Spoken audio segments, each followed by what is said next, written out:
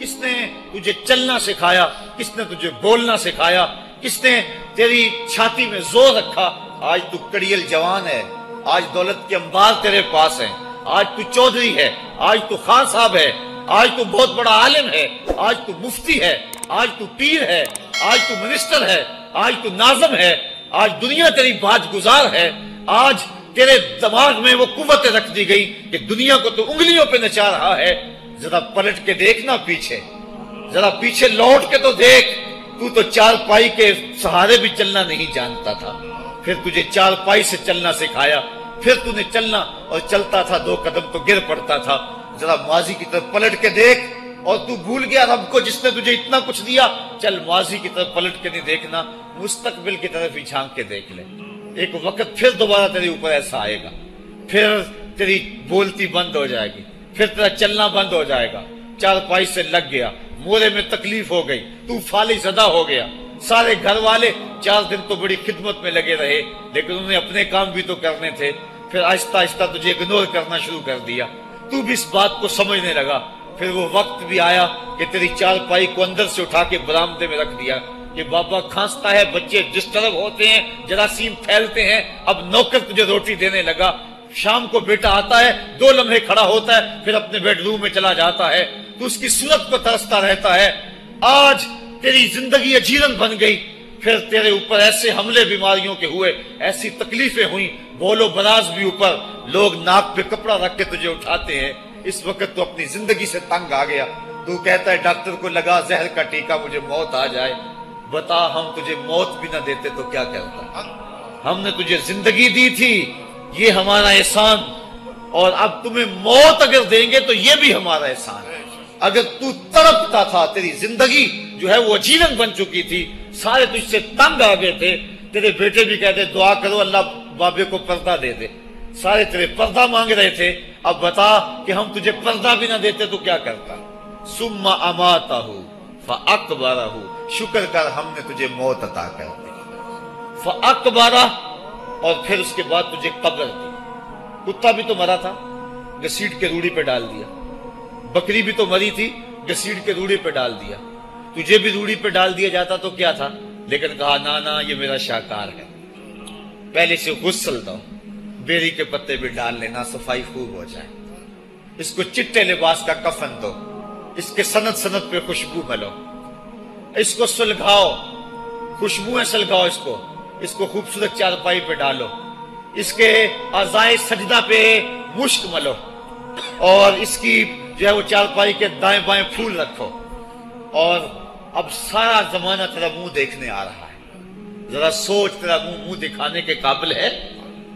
اور پھر کہا اب اس کو اٹھاؤ، قبرستان میں لے چلو، زمانہ آ گیا، تو آج دولہا بنا ہوا ہے اور زمانہ تیری برات بنی ہوئی ہے، اور کہا کہ ایک آدمی نہ اٹھائیں، اس کا پروٹوکول ہے، اس کو 4 آدمی اٹھائیں، کندھا بھی بدلتے رہیں، کہا زیادہ تیز بھی نہ چلنا، میرے شاہکار کو کہیں جھٹکا نہ لگے، اور پھر تیرا پروٹوکول امام کعبہ بھی ہو تو وہ پیچھے ہے، تیری لاش آگے۔ تو نے ہمارے ساتھ کیا کیا، ہم نے تیرے ساتھ کیا سلوک کیا؟ یا ایھا الانسان ما غرک بربک الکریم، ہم نے کہا اس کے لیے چھوٹا سا گھر بنا دو، اور اس کے اندر پردے میں اس کو رکھ کے اوپر سے مٹی ڈال دو، اوپر پھول ڈال لو، اور پھر اتنی دیر تک کھڑے رہو جتنی دیر تک اونٹ کو ذبح کرتے ہیں، اس کی کھال ادھیڑتے ہیں، اس کا گوشت بناتے ہیں، پھر اس کو تقسیم کرتے ہیں، اور پھر آؤ تو دعائیں شروع کر دو، کبھی کل کی محفل سجا دو، کبھی 10ویں کی، کبھی چہلم کی۔ اے انسان، تیرے ساتھ جو کچھ ہوا لوگوں کی نظروں کے سامنے تجھے رسوا تو نہیں کیا میں نے؟ یا ایھا الانسان ما غرک بربک الکریم، ذرا پیچھے پلٹ کے دیکھ لے، نہیں تو آگے جھانک کے دیکھ لے، تجھے کبھی تو شرم آئے گی، تو کہاں بھٹک گیا، کہاں بہہ گیا۔ آ جا اس کریم رب کی طرف جو 70 ماؤں سے زیادہ پیار کرتا ہے۔ آنا تو نے ہے ہی، آج نہیں تو کل آئے گا، تو کل جو پھر کفن میں منہ چھپا چھپا کے آتا پھرے گا، آج کھلے منہ ہی آ جا۔ آج میری رحمتیں تیرا بڑھ بڑھ کے استقبال کر رہی ہیں۔ روبی بن حراش ایک بزرگ ہوئے اور تابعی ہیں، تابعی وہ تھا جس نے صحابی کو دیکھا ہو، ساری زندگی ان کے چہرے پہ مسکراہٹ نہیں آئی، وہ کہتے تھے کیا خبر میرا انجام کیا ہوگا۔ شیخ سعدی فرماتے ہیں جب تو دنیا پہ آیا تھا نا تو روتا تھا، یہ سارے ہنستے تھے، بچہ جب پیدا ہوتا ہے تو اور اس کا رونا اس کی زندگی کی دلیل ہے. جب تک بچہ چیختا نہیں سارے پریشان ہوتے ہیں, آواز نہیں آ رہی, پتہ نہیں زندہ ہے کہ جو ہے وہ گوشت کا لوتھڑا ہے. جب بچہ چیختا سارے خوش ہو جاتے ہیں, مبارکیں دیتے ہیں, مٹھائیاں بانٹتے ہیں. تو اس کا رونا اس کی زندگی پہ دلیل. شیخ سعدی فرماتے جب تو آیا تھا تو روتا تھا, یہ ہنستے تھے. ایسے زندگی گزار تو ہنستا ہوا جائے, یہ روتے رہ جائے. یہ نہ ہو کہ روتا آیا تھا روتا ہی جانا پڑے تجھے. روبی بن حراش ساری زندگی نہیں مسکرائے. فرماتے تھے کیا خبر میرا انجام کیا ہوگا. وقت بیتتا گیا, آخر میں فوت ہو گئے. ان کا بھائی ربی بن حراش غسال کو بلا لایا کہ میرے بھائی کو غسل دو. غسال جب غسل دینے کے لیے داخل ہوا تو فوراً باہر پلٹ آیا. ربی پوچھنے لگا کیا ہوا ہے. کہا یار تیرا بھائی بڑا عجیب ہے. کہا ہوا کیا ہے. کہا نحنو نغتسلہ وہو یتبسم, ہم اسے غسل دیتے ہیں وہ آگے سے مسکراتا ہے.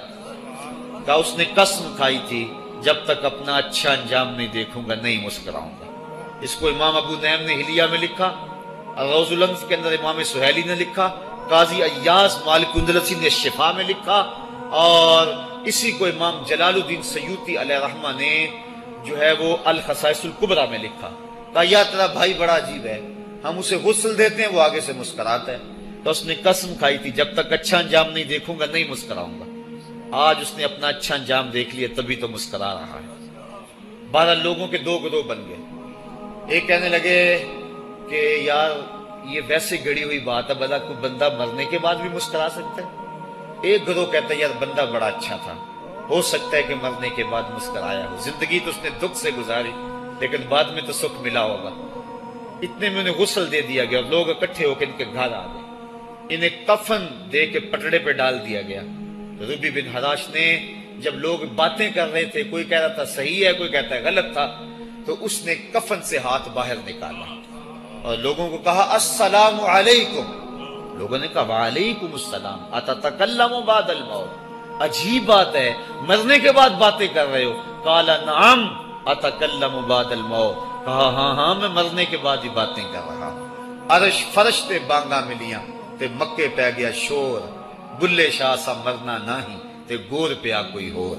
فَلَنُحْيِيَنَّهُ حَيَاتًا طَيِّبَةً, ان کو حیات طیبہ بخش دی جاتی ہے جو اللہ کے نام پہ اپنی زندگی گزار دیتے ہیں. میرا رب کہتا ہے کہ میں ان کو مرنے نہیں دیتا, ان کو ستھری اور پاکیزہ زندگی دیتا ہوں. اور اقبال کہتا ہے فطرت ہستی شہید آرزو رہتی نہ ہو, خوب تر پیکر کی اس کو جستجو رہتی نہ ہو.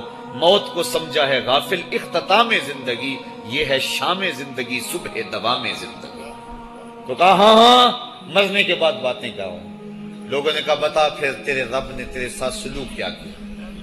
تو ربی جو فوت ہو چکا کہتا ہے استقبلنی ربی غیر غضبان واستقبلنی بروح و ریحان. کیا پوچھتے ہو, اس کے قدرت والے چہرے پہ کوئی غصہ نہیں تھا. اس نے روح و ریحان کے پھولوں کے ہار میرے گلے میں ڈالے. لوگوں نے باتیں پوچھنا شروع کر دی. موقع مل گیا ایک مردہ بول پڑا, کوئی ادھر کی پوچھ رہا ہے کوئی ادھر کی پوچھ رہا ہے. امام ابو نعیم لکھتے ہیں کہ جب لوگوں نے سلسلہ کلام طویل کر دیا تو ربی بن حراش نے کہا اجلوا بی ولا تؤخروا بی لان ابا القاسم ينتظر علی الصلاۃ, دیر نہ کرو مجھے جلدی جلدی قبرستان میں لے جاؤ, تم مجھے باتوں میں لگا رہے ہو, امام الانبیاء میرے جنازے کا انتظار فرما رہے ہیں. لوگوں نے جنازہ پڑھا اور اپنے گھروں میں آنے کی بجائے سیدھا ام المومنین حضرت عائشہ صدیقہ رضی اللہ تعالی عنہا کی چوکھٹ پہ چلے گئے اور جا کے سارا ماجرا کہا. وہ ابھی باقاعدہ حیات تھی. کہا ایک آدمی نے مرنے کے بعد یوں باتیں کی ہیں, آپ اپنی رائے بتائیں کہ یہ کیا ہو سکتا ہے.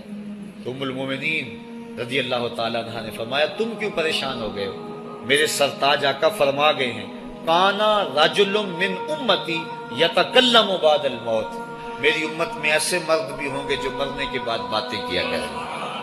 تو وہ لوگ جنہوں نے اپنی زندگی اللہ کے نام لگا دی اور اس کے ذکر کے نام لگا دی, وہ مرنے کے بعد بھی ابدی اور سرمدی زندگی پاتے ہیں.